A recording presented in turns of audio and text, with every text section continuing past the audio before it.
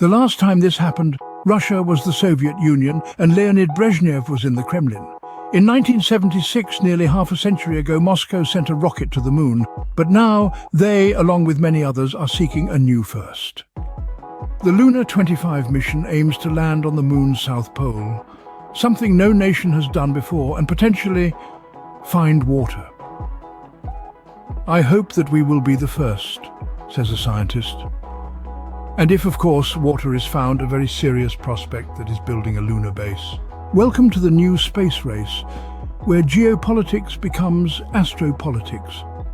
And this current set of galactic games is a lot different from the last one. It's time for this nation to take a clearly leading role in space achievement, which in many ways may hold the key to our future on Earth. That Cold War battle was about proving who was on top. The Russians had just got Yuri Gagarin into space first, but then Neil Armstrong made it onto the moon. It was all macho rocket-swinging one-upmanship. But they all went and came back. Now, they all want to stay.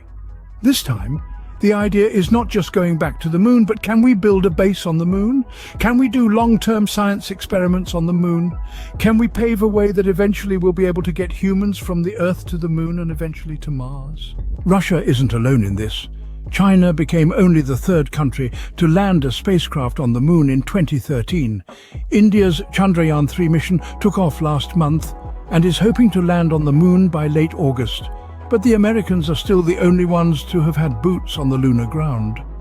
NASA's Artemis project hopes to do that again by the end of 2025. But who will get to the all-important lunar South Pole first?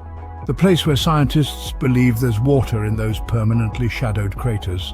There is believed to be frozen water in the form of ice, and when we're thinking about long-term habitation on the moon, it's going to be incredibly useful to have some of these resources that we know humans need to survive. The far side of the moon is extremely rugged, and that could even include minerals and sources of energy.